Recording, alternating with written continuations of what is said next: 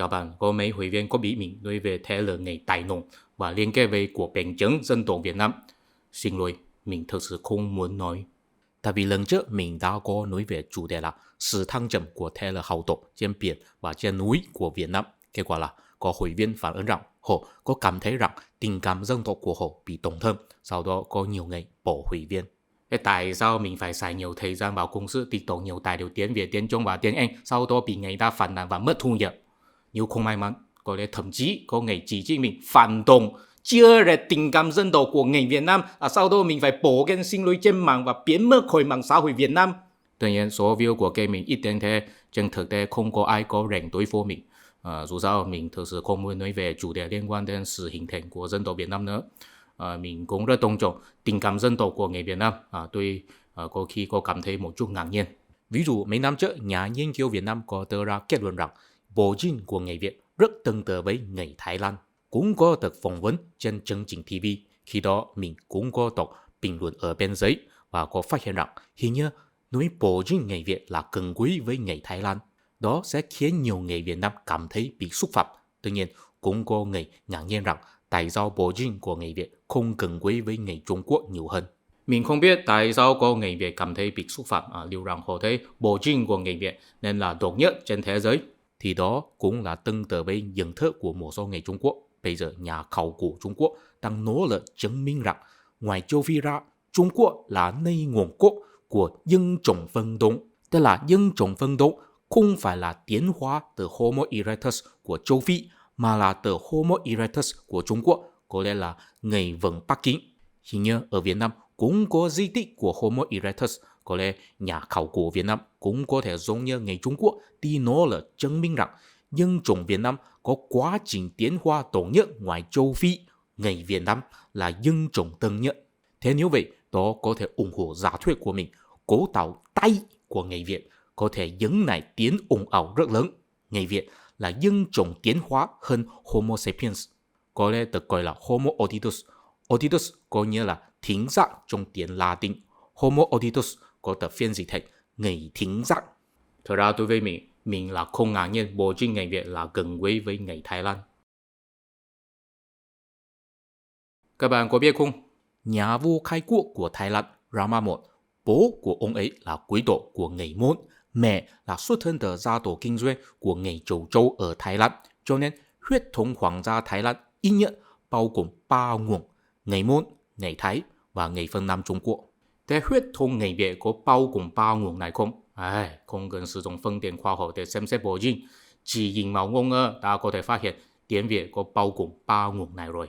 Có một YouTuber có tên là Việt Nam A Wang Duy Quang. Ông ấy là người Campuchia nhưng trưởng thành ở Việt Nam, sau đó du học ở Đài Loan.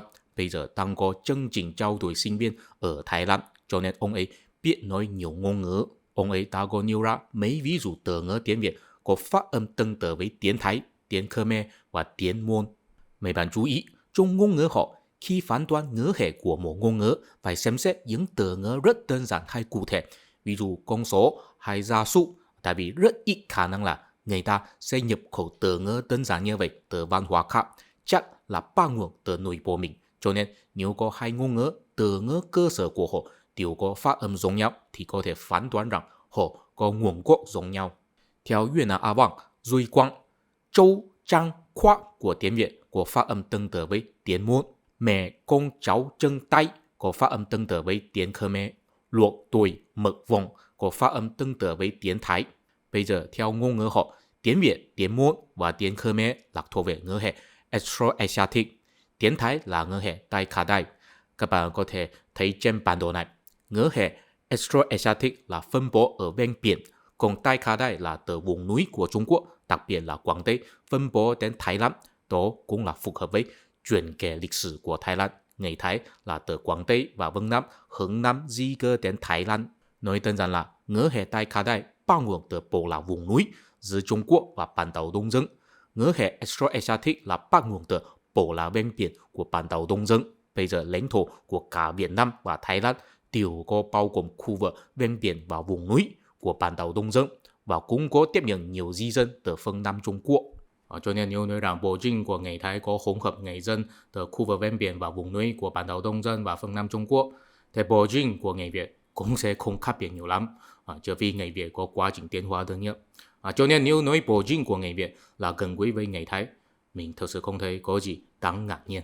Chỉ có một sự khác biệt là người Thái là do người vùng núi đồng hóa người ven biển, cho nên ngôn ngữ chính của Thái Lan là ngữ hệ Tai Kha Dai, còn người Việt là ngược lại, người Việt là do người ven biển đồng hóa người vùng núi. Và dù sao, quan hệ giữa người ven biển và người vùng núi đã rất gần gũi từ ngày rất cổ xưa rồi, ít nhất là cổ xưa hơn lịch sử tiếp xúc văn minh Trung Quốc hay Ấn Độ, cho nên có nhiều từ ngữ cơ sở của hai bên có phát âm giống nhau. Sau đó hai bên nhập khẩu từ ngữ chủ động hơn từ văn hóa cấp cao ngoại lai một cách riêng biệt. Ok, về sự hình thành dân tộc của người Việt Nam, mình chỉ có thể chia sẻ quan điểm mình đến vậy. Nếu nói nhiều nữa thì có lẽ sẽ tổn thương tình cảm dân tộc của người Việt. Nhưng mà đó tất nhiên là không thể thỏa mãn sự thắc mắc của những hội viên nêu ra câu hỏi. Ok, tuy mình không thể nói về dân tộc Việt Nam, nhưng mình có thể nói về dân tộc của Trung Quốc, đó là người trắng. Người trắng là một trong những dân tộc thiểu số của Trung Quốc. Ở Việt Nam, họ có thể được đăng ký thành người Bố Y, người Tài hay người Nùng. Dù sao, tiếng trắng là rất tương tự với tiếng Thái. Nếu thông thạo tiếng trắng thì có thể trực tiếp giao lưu với người Thái, không cần đặc biệt đi học tiếng Thái. Ngay cả hệ chữ viết của tiếng trắng là sử dụng chữ Latin, không giống với tiếng Thái. Thế người trắng có gì liên quan với lịch sử Việt Nam? Có, ít nhất có 3 lần. Lần thứ nhất vào thế kỷ 11, ở Cao Bằng của bây giờ có một thủ lĩnh người trắng có tên là Nùng Chí Cao. Ông ấy vốn là thần phụ với nhà Lý, nhưng sau đó tấn công nhà Tống vì muốn xây dựng một quốc gia người trắng. Cuối cùng thất bại. Nếu ông ấy thành công thì Quảng Tây hay Quảng Đông bây giờ sẽ là một quốc gia độc lập mà không phải là một khu tự trị thôi, có thể là một quốc gia đệm giữa Việt Nam và Trung Quốc. Lần thứ hai vào thế kỷ 15, nhà Minh xâm lược Việt Nam. Một trong những sự kiện kích hoạt là sự tranh cãi lãnh thổ ở xung quanh sông Tả của bây giờ. Khi đó, sông Tả chính là địa phương của người trắng. Sau đó, cũng có tấn quân người trắng cùng với nhà Minh tấn công Việt Nam. Lần thứ ba, vào thế kỷ 19, nhà Nguyễn xảy ra chiến tranh với nước Pháp. Khi đó, nhà Nguyễn có tận dụng một quân đội từ Quảng Tây để giao chiến với nước Pháp. Quân đội này có tên là Quân Cờ Đen, chỉ huy của họ có tên là Lưu Vĩnh Phúc. Binh lính của họ chủ yếu là người trắng. Bản thân Lưu Vĩnh Phúc là một người Hán nhưng bị trắng hóa. Trước khi mình nói về 3 lần sự kiện ở trên, mình phải trích dẫn một lý thuyết khác để giải thích cá tính của người dân vùng núi. Tại vì đó sẽ giúp đỡ chúng ta hiểu biết mô hình hành động và sách lược sinh tồn của họ. Trong video hồi trước, mình đã có nói rằng khu vực vùng núi ở Đông Nam Á có một thuật ngữ chuyên môn là Zomia. Đó là đưa ra bởi nhà nghiên cứu nước Mỹ James C. Scott. Ông ấy từng có viết ra 2 cuốn sách Kỹ năng không bị quản lý, lịch sử vô chính phủ của vùng cao Đông Nam Á và phản đối ngữ cốc, lịch sử sâu sắc của các quốc gia xâm nhập. Theo ông ấy, không chỉ là người dân vùng cao ở Đông Nam Á, những người dân ở đa số khu vực vùng cao đều có ý thức chống tranh sự quản lý của nhà nước. Họ thiên về thấy rằng sự quản lý của nhà nước là thủ đoạn bóc lột người dân. Sở dĩ họ thích sống ở vùng cao chính là vì vùng cao là rào cản thiên nhiên chống quyền lợi nhà nước. Trước khi phương tiện giao thông hiện đại xuất hiện, nhà nước không dễ sai quan liêu và quân đội lên núi để điều tra hay chi phối người dân ở vùng cao. Người dân vùng cao cũng thích duy trì kết cấu xã hội giản dị và bình đẳng hơn, cụ thể là bộ lạc nhỏ hay liên minh bộ lạc lồng đèo. Khi họ nhìn thấy quyền lợi nhà nước ở vùng đất thấp, có bằng chứng nếu họ cảm thấy áp lực, họ sẽ chạy trốn đến vùng cao hơn, giảm bớt cơ hội tiếp xúc với cơ quan nhà nước hay là cố ý không phát triển hệ chữ viết, cố ý không để lại sự ghi chép cho nhà nước đăng ký hay điều tra tình hình của họ. Ở vùng cao Đông Nam Á, người dân thậm chí thả trồng trọt khoai mì còn hơn lúa, tại vì khoai mì là ở giấy tờ, không dễ bị phát hiện, cũng không dễ bị đăng ký lấy thuế bởi nhà nước. Có lẽ đối với một số người, những người vùng cao chống tranh nhà nước có kiểu lạc hậu. Nhưng theo James Scott, hành vi của họ là phù hợp với lý trí. Tại vì quốc gia phải có dân số nông nghiệp khổng lồ mới được tạo nên, và những nông dân sinh sống ở dưới sự quản lý của nhà nước không nhất định là rất hạnh phúc. Người dân ở xã hội nông nghiệp phải lao động rất nhiều để nuôi dưỡng quý tộc hay quan lại của nhà nước, cũng phải chịu nhiều loại nghĩa vụ nhà nước. Thông thường, mức độ dinh dưỡng của họ là thấp hơn những người ở xã hội sampa và vùng cao, tại vì họ chủ yếu là ăn ngũ cốc, thiếu hấp thu chất đạm. Tổ tiên chúng ta trong thời đại nông nghiệp đã luôn nhớ tổ tiên chúng ta trong thời đại Sam Bát có chiều cao bằng với chúng ta trong thời đại công nghiệp. Cho nên James Scott có đưa ra một quan điểm cho rằng sự xuất hiện của nông nghiệp và quốc gia có làm nhiều người phải vất vả lao động và đánh mất tự do nhiều hơn. Người vùng cao muốn chống tranh nhà nước đó là rất hợp lý. Nhưng mà không thể phủ định rằng vì có dân số khổng lồ lao động, nhà nước có thể tích lũy nhiều tài phú và cung cấp nhiều phục vụ có thể làm cuộc sống người dân tiện lợi hơn. Trong nhiều trường hợp, người vùng cao cũng sẽ ngưỡng mộ những tài phú và tiện lợi ở vùng đất thấp. Nếu họ có thế lực rất mạnh, họ có thể trực tiếp xuống núi ăn cắp vùng đất thấp. Nếu không đủ thế lực thì họ phải tạo quan hệ với nhà nước ở vùng đất thấp. Họ sẽ được coi là một phần của nhà nước, nhưng họ sẽ từng là duy trì không gian tự chủ của họ trên núi. Đôi khi sẽ khởi nhá, đôi khi cũng có người từ vùng đất thấp vì không chịu được sự chi phối của nhà nước nữa, cho nên tháo chạy đến vùng cao gia nhập họ. Cũng có khi là vùng đất thấp vì bị nhà nước khác xâm lược hay có nội chiến, đánh mất dân số rất nhiều. Bỏ là ở vùng cao cũng có thể vì nhìn thấy có cơ hội, cho nên xuống núi xây dựng chính quyền mới ở vùng đất thấp. Vì vậy, biến thành người dân mới ở vùng đất thấp. Nói đơn giản là thiên tính của người vùng cao là muốn hưởng thụ tự do ở trên núi, xét là sinh tồn của họ là tầng lớp duy trì không gian tự chủ. Khi thần phục với chính quyền ở vùng đất thấp, lịch sử ngày Trắng chính là có phản ánh đặc trưng như vậy. Ngày Trắng là tên do người Hán đặt cho. Những người vùng cao ở Tây Nam Bộ Trung Quốc chủ yếu là phân bố ở Quảng Tây. Ngày xưa, họ được coi là một phần trong Bắc Việt một cách chung chung. Kết cấu xã hội của họ tự nhiên là có nhiều bộ lạc nhỏ nhỏ rải rác ở trên nhiều núi. Vào thế kỷ 11, nhà Lý thành công xây dựng một chính quyền ổn định ở Hà Nội, cũng được nhà Tống chấp nhận là một quốc gia độc lập. Và ở vùng núi giữa nhà Lý và nhà Tống chính là có nhiều bộ lạc người Trắng tồn tại.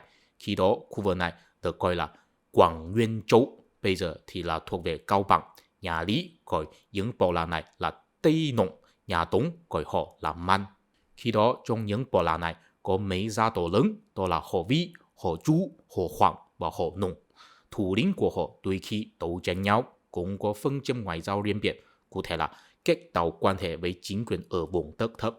Ở đây chúng ta có thể nhìn thấy rằng những bộ lạc người Trắng đều có bị Hán hóa một chút, cho nên họ tên của họ là tương tự với người Hán. Nhưng họ vẫn duy trì tổ chức bộ lạc của họ, cho nên họ không được coi là người Hán. Trên danh nghĩa Quảng Nguyên Châu là thuộc về lãnh thổ của nhà Tống, nhưng những thủ lĩnh bộ lạc có quan hệ gần gũi hơn với nhà Lý, có cống nặng cho nhà Lý. Vào năm 1039, thủ lĩnh họ Nùng khởi nghĩa xây dựng một chính quyền gọi là Trần Sinh Quốc. Sau đó Lý Thái Tông thành công đàn áp, có tử hình mấy thủ lĩnh quan trọng. Nhưng sau 2 năm nữa họ lại khởi nghĩa và xây dựng một chính quyền mới gọi là Đại Lý Quốc. Lần này Lý Thái Tông cũng là thành công đàn áp, nhưng ân xá thủ lĩnh của họ có tên là Nùng Chí Cao, thậm chí để ông ấy tiếp tục làm thủ lĩnh và quản lý Quảng Nguyên Châu. Trong sách Đại Việt Sử Ký, Lê Văn Hiếu có bình luận rằng Lý Thái Tông ân xá Nùng Chí Cao là không biết đại nghĩa quốc gia, chỉ làm theo tự dân nhỏ của Phật giáo. Lê Văn Hiếu là người Thanh Hóa trong thời nhà Trần. Mình đoán ông ấy không quên tình hình của Tây Bắc, cũng không biết động cơ của Lý Thái Tông. Theo ý kiến cá nhân mình, Lý Thái Tông nên là hiểu biết họ Nùng là gia tộc rất lâu dài và cao quý ở Tây Bắc, ngay cả có thể tử hình Nùng Chí Cao vào bây giờ. Nhưng trong tương lai cũng sẽ xuất hiện một thủ lĩnh khác khởi nghĩa và triều đình cũng không có năng lực hoàn toàn kiểm soát được vùng cao, cho nên tốt hơn là ban ân huệ cho Nùng Chí Cao. Nhưng mà sau đó Nùng Chí Cao cũng có khởi nghĩa lại, xây dựng một chính quyền mới gọi là Đại Nam Quốc. Ở đây, sử ghi chép sử liệu của Việt Nam và Trung Quốc không đồng đều. Theo sử liệu Việt Nam, Nùng Chí Cao chỉ có công kích nhà Tống, nhưng sử liệu Trung Quốc ghi rằng ông ấy cũng có công kích nhà Lý cũng có đưa quân đàn áp nhưng không thành công. Mình thấy sử liệu Việt Nam là hợp lý hơn. Hai bên đều có ghi chép rằng Nùng Chí Cao mang quân hướng Đông đánh tới Quảng Châu, có bao vây Quảng Châu nhưng không phá được thành. Trong cuộc khởi nghĩa hồi trước, Nùng Chí Cao và bố của ông ấy chỉ có tuyên bố độc lập ở Quảng Nguyên Châu. Theo ý kiến cá nhân mình, khi đó động cơ khởi nghĩa của họ chỉ là không muốn chịu kiểm soát và cống nạp cho nhà Lý nữa. Nhưng trong khởi nghĩa lần này, Nùng Chí Cao có đặc biệt xuống núi đi đến Quảng Châu. Theo ý kiến cá nhân mình, động cơ khởi nghĩa của lần này chính là muốn chiếm lĩnh được Quảng Châu và xây dựng một quốc gia chân chính. Tại vì Quảng Châu là trung tâm hành chính ở phương Nam, ở đây có nhiều đoàn lữ hành nước ngoài và gia tộc sĩ phú, cho nên nếu thành công chiếm lĩnh được Quảng Châu thì Nồng Chí Cao sẽ nắm bắt được nhiều tài phú và nhân lực để xây dựng một đội ngũ quan lại, kết hợp với binh lính bộ lạc của ông ấy đã đủ điều kiện xây dựng một bộ máy nhà nước rồi. Và trong sử liệu Việt Nam có một sự ghi chép mâu thuẫn. Khi Nồng Chí Cao không phá được Quảng Châu, ông ấy có sai người xin nhà Lý tư quân hỗ trợ, nhưng Lý Thái Tông cũng có báo cho nhà Tống xin tư quân hỗ trợ nhà Tống đàn áp Nồng Chí Cao, nhưng bị tướng quân nhà Tống có tên là Tịch Thanh từ chối. Nhưng cuối cùng nhà Lý cũng có đưa quân hỗ trợ Nồng Chí Cao. Dù sao, kết quả là Nồng Chí Cao bị nhà Tống thành công đàn áp.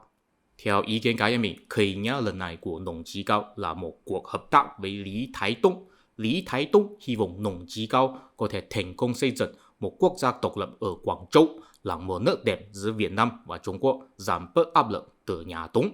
Cho nên Nồng Chí Cao mới sẽ xin nhà Lý hỗ trợ, còn Lý Thái Tông giả vờ xin hỗ trợ nhà Tống.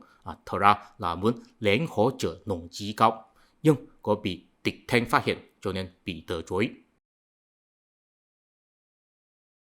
Thưa quý vị, tuy Nồng Chí Cao khởi nghĩa thất bại, nhưng trong suốt 1.000 năm đến bây giờ, Hồ Nông luôn luôn là một thế lực lớn ở Quảng Tây. Và sau khi nhà Nguyên chinh phục Trung Quốc, người Mông Cổ có thi hành một chế độ gọi là thổ ti. Cụ thể là không giống với quan chức của người Hán, ở vùng núi Tây Nam Bộ Trung Quốc có nhiều quan chức là được những thủ lĩnh bộ lạc tra chuyển con núi. Những công chức như vậy thì được coi là thổ ti hay là thổ quan.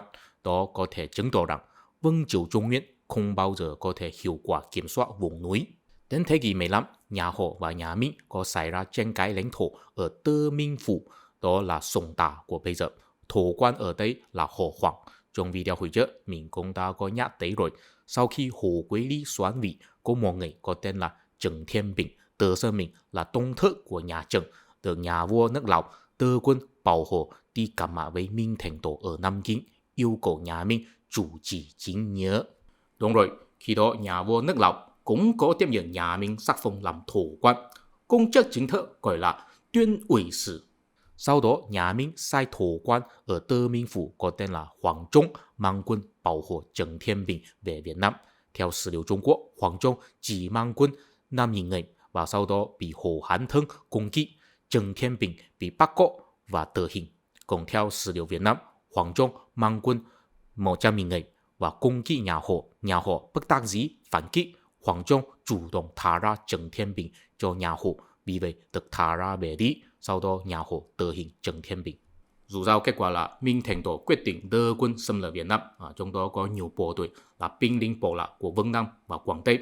Trong video này, mình muốn bổ sung một điều là có lẽ cuộc xâm lược nhà Minh không chỉ đơn giản là giá vùng của Minh Thành Tổ. Theo sử liệu Trung Quốc vào năm 1396, thổ quan của Tơ Minh Phủ có tên là Hoàng Quảng Thành báo cáo cho Minh Thái Tổ rằng trong thời nhà Nguyên, An Nam, tức là Việt Nam, có xâm chiếm một phần của thổ địa Tơ Minh. Sau đó, Minh Thái Tổ sai người đàm phán với nhà Trần không muốn trả lại thổ địa, nhà Minh cũng không có yêu cầu tiếp. Sau đó, vào năm 1403, nhà Minh sắc phong Hồ Hán Thân làm quốc vương An Nam, tại vì khi đó Hồ Quế Ly đã nhường vị cho Hồ Hán Thân rồi, bản thân mình đi làm Thái Thần Hoàng. Vào năm 1405, Hoàng Quảng Thành lại báo cáo rằng An Nam có xâm chiếm Lộc Châu của Tơ Minh, đó là Ninh Minh của bây giờ, yêu cầu Minh Thành Tổ chủ trì chính nhớ. Theo sử liệu Việt Nam, nhà Minh có sai người yêu cầu nhà Hồ nhường thổ địa của Lộc Châu. Hồ Quế Ly sai Hoàng Hối Khanh xử lý. Hoàng Hối Khanh dừng lại Nam Mê chính lạc. Hồ Quế Ly thấy có nhường nhiều quá, sau đó có mệnh lệnh cho người bản xứ ở đấy hạ tội sát hại những thổ quan mấy do nhà Minh bổ nhiệm. Theo sử liệu Trung Quốc, thổ quan của Tơ Minh đều là Hồ Hoàng.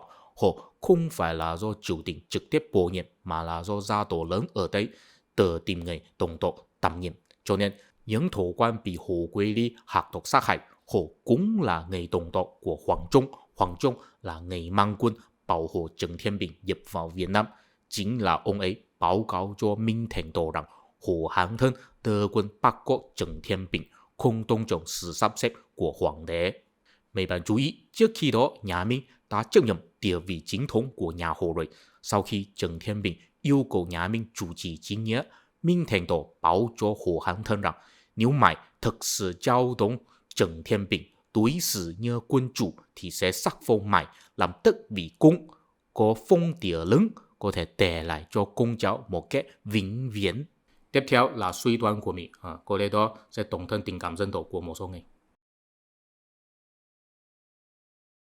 Theo ý kiến cá nhân mình, Minh Thành Tổ thật ra không muốn đến Việt Nam, tại vì đối với ông ấy, Mông Cổ mới là đối thủ lớn nhất. Sau đó ông ấy cũng có đích thân mang quân Nam Định đi đánh Mông Cổ, cuối cùng cũng là qua để giành được. Khi ông ấy báo cho Hồ Hán Thân đối xử Trần Thiên Bình như quân chủ, đồng thời cũng đáp ứng sắc phong tức vị cung cho Hồ Hán Thân. Theo ý kiến cá nhân mình, đó là một biện pháp tiện nghi. Cụ thể là Hồ Hán Thân có thể quản thúc Trần Thiên Bình, không nhất định phải chấp nhận Trần Thiên Bình lên ngôi, tại vì Minh Thành Tổ chỉ là nói rằng phải đối xử Trần Thiên Bình như quân chủ, nhưng không nói rõ phải để Trần Thiên Bình làm vua. Nhưng mà trong tương lai, trong văn kiện ngoại giao cho Trung Quốc, Hồ Hán Thân không thể tự xưng mình là quốc vương An Nam nữa, mà là quần công thuần hóa. Minh Thành Tổ cũng có đặc biệt nói rằng Hồ Hán Thân có thể có phong địa lớn để lại cho con cháu một cái vĩnh viễn. Theo ý kiến cá nhân mình, đó là một ám thị. Hồ Hán Thân có thể cứ làm nhà vua ở Việt Nam. Trên thực tế, Việt Nam là giống như phong địa của Hồ Hán Thân. Sau đó Hồ Hán Thân có thể tự tìm cách lệnh sát hại Trần Thiên Bình và báo cáo cho nhà Minh. Minh Thành Tổ có thể lại hồi phục sân hiệu quốc vương An Nam cho Hồ Hán Thân. Dù sao trên bề mặt phải biểu diễn theo lễ phép. Trong toàn sự kiện, Minh Thành Tổ là lo ngại về ý thức hệ nho giáo nhiều hơn có giá vọng với lãnh thổ Việt Nam. Tại vì bản thân ông ấy cũng là soán vị ngày cháu. Ông ấy lo sợ rằng nếu không chủ trì chính nghĩa cho Trần Thiên Bình thì sẽ khiến nhiều sĩ phu nói rằng đúng rồi đó, hoàng đế và Hồ Quý Ly đều là ngày soán vị, cho nên hoàng đế không muốn chủ trì chính nghĩa theo lễ phép. Vì vậy sau khi nhà Hồ tờ hình Trần Thiên Bình rồi, Minh Thành Tổ mới quyết định tờ quân. Nhưng mà trong đó có một điều đáng chú ý. Trong sử liệu Việt Nam không có ghi chép rằng nhà Minh muốn sắc phong Hồ Hán Thân làm quần công thuần hóa. Cho nên có khả năng là Hoàng Trung không có báo sự sắp xếp của Minh Thành Tổ cho nhà Hồ, làm nhà Hồ hiểu lầm rằng có thể trực tiếp tờ hình Trần Thiên Bình. Sau đó cũng là Hoàng Trung báo cáo Minh Thành Tổ rằng Hồ Hán Thân cung kích ông ấy và bắt cóc Trần Thiên Bình. Nhưng trong sử liệu Việt Nam, khi đó Hồ Hán Thân là ở Thanh Hóa. Khi đó nhà Hồ đã chuyển到đến Thanh Hóa rồi, không phải là Hồ Hán Thân chỉ huy quân đội giao chiến với Hoàng Trung ở biên giới, là Hồ Xạ chỉ huy, cũng là Hồ Xạ bắt được và tờ hình Trần Thiên Bình. Theo sự suy đoán của mình, Hoàng Trung cố ý nói dối và giấu giếm sự thật, mục đích chính là làm Minh Thành Tổ đồng ý đưa quân攻kích Việt Nam, cũng bao gồm động cơ trả thù, tại vì Hồ Quý Ly hạc độc sát hại nhiều người thân của gia tộc ông ấy. Ở đằng sau Hoàng Trung cũng có nhiều thế lực bộ lạc ở vùng núi Quảng Tây và Vân Nam. Trước khi Minh Thành Tổ đưa Trần Thiên Bình đi Việt Nam, tướng quân ở Vân Nam có tên là Mộc Thành đã góp ý nên trực tiếp đưa quân đánh Việt Nam. Khi đó Minh Thành Tổ từ chối và nói rằng phải đối xử nhẹ nhàng với người xa lạ, là vì sau đó nhà Hồ tờ hình Trần Thiên Bình làm Minh Thành Tổ mất mặt, cho nên mới quyết định đưa quân. Theo ý kiến cá nhân mình, những thủ lĩnh bộ lạc hay thổ quan của Vân Nam và Quảng Tây đã thèm muốn tài phú của vùng đất thấp Việt Nam rất lâu rồi, chủ yếu là Hà Nội của khi đó.